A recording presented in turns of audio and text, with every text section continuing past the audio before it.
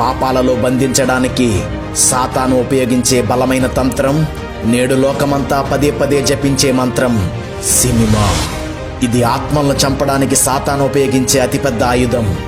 సాతాను మనసులో ఉన్న ప్రతి ఆలోచనని మనుషులకు నేర్పడానికి అది వాడి మాధ్యమం. జాతి, మతం, ప్రాంతం భేదాలు లేకుండా అందరికీ సమీపంలో ఉన్న సాతాను ఉచ్చు.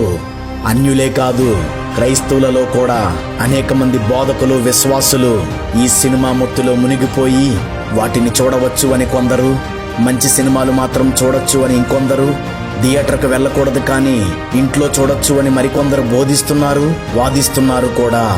క్రైస్తవులు సినిమాలు చూడకూడదని వీళ్లతో చెప్తే బైబిల్లో సినిమాలు చూడవద్దని ఎక్కడుందో చూపించండి అంటూ ఎదురు ప్రశ్న వేస్తుంటారు. బైబిల్లో నేడు కనుగొనబడిన చాలా వాటి కోసం ముందే ప్రవచించబడ్డాయి.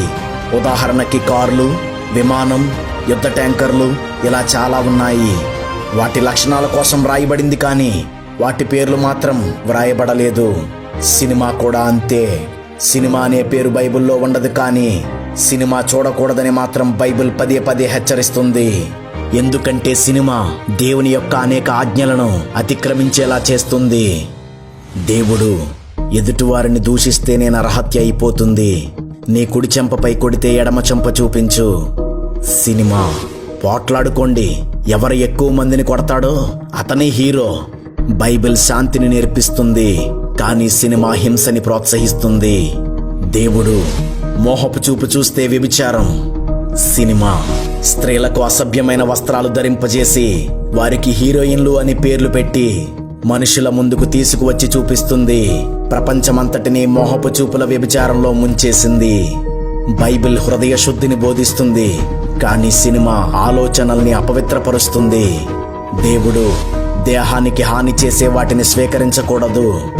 సినిమా త్రాగుతూ పాటలు పాడటం, స్టైలుగా సిగరెట్లు కాల్చడం వంటివి చూపిస్తుంది. బైబిల్ మనిషి క్షేమాన్ని కోరుకుంటుంది కానీ సినిమా మనిషిని వ్యసనాల వైపు త్రిప్పుతుంది. దేవుడు వాక్యమే సత్యము.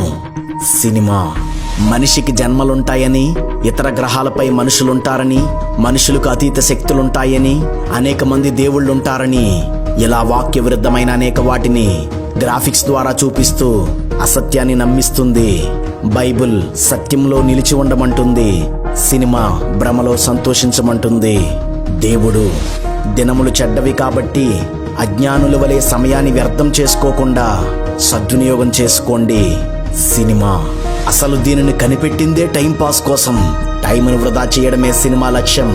సినిమాలను గూర్చి చదివి సమయాన్ని వృధా చేసుకోవాలని మ్యాగజైన్లను, న్యూస్ పేపర్లో సినిమా వార్తలను, ఆ సినిమా వాళ్లతో ఇంటర్వ్యూలను సాతాను అందుబాటులో ఉంచాడు. 24 గంటలు సినిమా ఛానల్స్, పాటల ఛానల్స్ ఏర్పడిపోయాయి. థియేటర్ వరకు వెళ్లకుండా ఇంట్లోకే సినిమాని తీసుకువచ్చేశాడు. బైబిల్ నేడు అనే సమయం ఉండగానే సిద్ధపడమంటుంది కానీ సినిమా ఉన్న సమయమంతా వృధా చేసుకోమంటుంది. దేవుడు ఎల్లప్పుడూ ప్రభువునందే ఆనందించుడి. సినిమా జోకులేసి వింత వింతలన్నీ చూపించి మనిషి వాటిని బట్టి ఆనందించేలా చేసింది. మనసు బాగోకపోతే సంతోషం కోసం దేవుడిని వెతకాల్సిన మనిషి థియేటర్ను వెతుకుతున్నాడు. బైబిల్ ఆత్మకు శాంతినిస్తానంటుంది కానీ సినిమా అశాశ్వతమైన ఆనందాన్ని అనుభవించడం నేర్పిస్తుంది. దేవుడు వివాహానికి ముందు స్త్రీ పురుషులు కనీసం సరసోక్తులు కూడా మాట్లాడుకోకూడదు. సినిమా హీరో హీరోయిన్లు ప్రేమ పేరుతో అసభ్యమైన పనులు చేయడం, ద్వంద్వార్థాలతో కూడిన మాటలు మాట్లాడడం వంటివి చూపిస్తూ యవ్వనస్తుల్ని ప్రేమ ముసుగులో జారులుగా, వ్యభిచారులుగా మార్చేస్తుంది. దేవుడు సభ్యత గల వస్త్రాలు మాత్రమే ధరించండి. సినిమా హీరోయిన్లకు సభ్యత లేని వస్త్రాలను ధరింపచేసి చూపిస్తూ సామాన్య స్త్రీలను శోధిస్తుంది.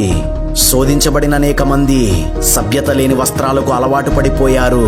అలాంటి వస్త్రాలు గల స్త్రీలను చూసి అనేకులు మోహపు చూపులో పడి నరక వారసులవుతున్నారు. దేవుడు నీ నాలుకతో స్తుతియాగం చేయుము. సినిమా డబుల్ మీనింగ్ పాటల్ని, దూషించే మాటల్ని నేర్పిస్తూ మానవ జాతి పెదవుల్ని అపవిత్రపరిచేస్తుంది. దేవుడు సృష్టికర్తనే ఆరాధించాలి. సినిమా సాధారణ మనుషుల్ని హీరోలుగా, హీరోయిన్లుగా చూపించి ప్రజలు వారిని ఆరాధించేలా చేస్తుంది. గోడల మీద, ఫ్లెక్స్ల మీద, ఫోన్లలో, ఆటోల్లో, కంప్యూటర్లలో ఎక్కడ చూసినా వాళ్ళ ఫోటోలే. అభిమానము, ఆరాధన మనుషులకే జరిగేలా చేసేస్తుంది. దైవత్వం లేని వాటిని దైవాలుగా చూపిస్తూ సృష్టమును మరింత ఆరాధించేలా సినిమాలు చేస్తున్నాయి. సాతాను సినిమా ద్వారా మనిషి సమయాన్ని పాడు చేశాడు, ధనాన్ని పాడు చేశాడు, ఆలోచనని పాడు చేశాడు, నమ్మకాన్ని పాడు చేశాడు, తలంపుల్ని పాడు చేశాడు, మాట తీరును పాడు చేశాడు, దీనత్వాన్ని సహనాన్ని పాడు చేశాడు, ఆరోగ్యాన్ని పాడు చేశాడు, సభ్యతా సంస్కారాలని పాడు చేశాడు. ఇవి చాలవన్నట్లు వీడియో గేమ్స్, స్పోర్ట్స్ ఛానల్స్ ద్వారా ఉన్న సమయాన్నంతా వృధా చేయిస్తున్నాడు. బైబిల్ జ్ఞానం కావాలంటే దేవునిని అడగమంటుంది, కానీ సాతాను వీడియో గేమ్లు ఆడితే తెలివి పెరుగుతుందంటాడు. ఈ సినిమాల కోసం, గేమ్స్ కోసం కోట్లు ఖర్చు పెడుతున్నారు. వ్యాపారాలు, లాభాలు, దివాలాలు, పబ్లిసిటీలు, ఫ్యాన్స్ మధ్య గొడవలు, శత్రుత్వాలు, రాజకీయాలు, మనుషుల ధనం, సమయం అన్ని సర్వనాశనం అయిపోయాయి. సినిమా ద్వారా కుల మత భేదం లేకుండా అందరినీ దేవునికి విరోధులుగా మార్చడంలో సాతాను గ్రాండ్ సక్సెస్ అయ్యాడు. అనేక పాపాల చేత బంధించబడిన వ్యక్తి సువార్తను అంగీకరించిన తర్వాత వాటన్నిటి నుండి విడుదలవుతున్నాడు, కానీ సినిమాకు మాత్రం బానిసగానే ఉండిపోతున్నాడు. ఒకప్పుడు సినిమాలు ఎక్కువగా చూసేవాడు, ప్రభువుని నమ్ముకున్న తర్వాత తక్కువగా చూస్తున్నాడు. అంతే. మరోపక్క సీరియల్స్ వచ్చి క్రైస్తవ స్త్రీలను పూర్తిగా బంధించేస్తున్నాయి. సినిమాలు మానేసిన చాలా మంది క్రైస్తవులు రియాలిటీ షోలు, టాలెంట్ షోలు, డాన్స్ షోలు, కామెడీ షోలు వంటివి చూస్తూ నేత్రాశలో చిక్కుకుంటున్నారు. అపరిమితమైన ఇంటర్నెట్, స్మార్ట్ ఫోన్స్ అందరికీ అందుబాటులోనికి రావడంతో ఎవ్వరికీ తెలియకుండా రహస్యంగా అన్ని రకాల నేత్రాశలు తీర్చుకునే అవకాశం ఏర్పడింది. ఈ ఇంటర్నెట్ అనే వలలో కోట్ల మంది క్రైస్తవుల్ని అపవాది బంధించేశాడు. 100% దేవునికి విరోధమైన ఈ సినిమా అనే ఉచ్చులో డినామినేషన్ భేదం లేకుండా సేవకులు, విశ్వాసులు ఇంచుమించు అందరూ బంధింపబడిపోయారు.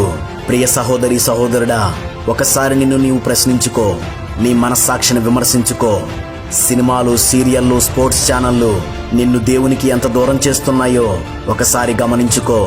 మనం మారడానికి, అనేకులను మార్చడానికి మనకున్న సమయం చాలా తక్కువ. ఆ కొద్ది సమయాన్ని నీవెలా ఖర్చు పెడుతున్నావు? నేడు ప్రపంచంలో అతి ఎక్కువగా అమ్మబడుతున్న పుస్తకం బైబిల్, కానీ చదవబడుతున్న పుస్తకం మాత్రం బైబిల్ కాదు. బైబిల్ కొనడానికి క్రైస్తవునికి డబ్బులున్నాయి, కానీ బైబిల్ చదవడానికి మాత్రం ఖాళీ లేదు. ఎందుకంటే ఉన్న సమయమంతా సినిమాలు, టీవీలు, మొబైల్స్ దొంగిలించేస్తున్నాయి. దేవుడు మనుషులకు ఏం చెప్తున్నాడో తెలియకే అనేక మంది క్రైస్తవులు అబద్ధ బోధల్లోకి వెళ్ళిపోతున్నారు. నీ సమయాన్ని, ధనాన్ని సాతాను తయారు చేసిన వాటికి ఖర్చు చెయ్యకు. ఒకసారి నిన్ను నీవు పరిశీలించుకో. సినిమా చూసినంతసేపు నీ మనసులో క్రీస్తును మరిచిపోతున్నావు కదా. చూసిన తర్వాత కూడా అవి పదే పదే గుర్తొచ్చి క్రీస్తును మరిపించేస్తున్నాయి కదా. రెప్పపాటైనా నిన్ను మరువక నీ కోసం ప్రాణాలిచ్చిన మన ప్రభువు నుండి సినిమాలు నిన్ను పక్కదారి పట్టిస్తున్నాయని గమనించు. తప్పుడు ఆలోచనల్ని కలిగించి సినిమా నీ మనస్సాక్షిని పాడు చేయడం లేదా? ఆలోచించు. సినిమాలను చూడటం వలన వాక్యవిరుద్ధమైన మాటలు నీ నోట వస్తున్నాయి. సినిమా నీ మాట తీరును మార్చేయలేదా? ఆలోచించు. ఇవన్నీ తీర్పులోనికి వస్తాయని తెలుసుకో. సినిమా నీకు శరీర సంబంధమైన సంతోషాన్ని అలవాటు చేయలేదా? శరీరాన్ని కదిలించే మ్యూజిక్, క్రొత్తగా అనిపించే డైలాగ్స్, డాన్స్, కామెడీ ఇవన్నీ సినిమా అలవాటు చేసేసింది. అందుకే చర్చిలో ప్రోగ్రామ్స్ జరిగితే డాన్స్ కోరుకుంటున్నావు, స్కిట్స్ వేస్తే కామెడీ కోరుకుంటున్నావు, పాటలు వినాలంటే శరీర సంబంధమైన మ్యూజిక్ ని, ట్యూన్స్ ని కోరుకుంటున్నావు, వాక్యం వినాలంటే క్రొత్తదనాన్ని కోరుకుంటున్నావు. స్వచ్ఛమైన వాక్యాన్ని, ఆత్మ సంబంధమైన పాటల్ని, ఆరాధనని అనుభవించలేకపోతున్నావు. దుర్నీతి యందు సంతోషిస్తూ సత్యమందు ఆనందించలేని వానిగా నిన్ను సినిమా చేసేసింది. క్రీస్తును నమ్మడం అంటే చర్చికి వెళ్ళడం మాత్రమే కాదు, ఆయనని అనుసరించాలి, ఆయన ఆజ్ఞల్ని పాటించాలి.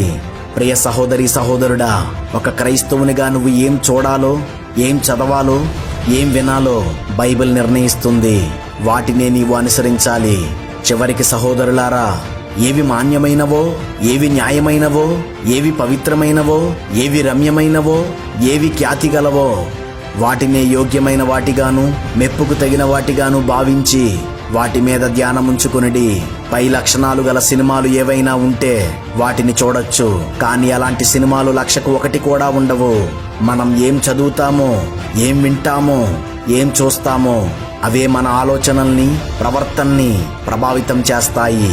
ఒక్క వారం రోజులు నేత్రాశకు దూరంగా ఉండి చూడండి. వీడియో గేమ్స్, స్పోర్ట్స్ ఛానల్స్, సినిమాలు, సీరియల్స్ వీటన్నిటికీ దూరంగా ఉండి చూడండి. మీ జీవనోపాధి పనులు చేసుకుంటూనే, రోజూ ప్రార్థిస్తూ, ప్రతి విషయాన్ని బట్టి ప్రభువును స్తుతిస్తూ, దేవుని వాక్యాన్ని ధ్యానిస్తూ, ఆత్మ సంబంధమైన పాటలు వింటూ పాడుతూ, ప్రభువునందు ఆనందిస్తూ ఒకే ఒక్క వారం గడపండి. మీలో విశ్వాసం, ధైర్యం పెరుగుతాయి. దేవునితో సంబంధం ఏర్పడుతుంది. ఒక్క వారం ప్రయత్నించండి. ఆ వారాన్ని మీ జీవితాంతం పొడిగించండి. వందనాలు.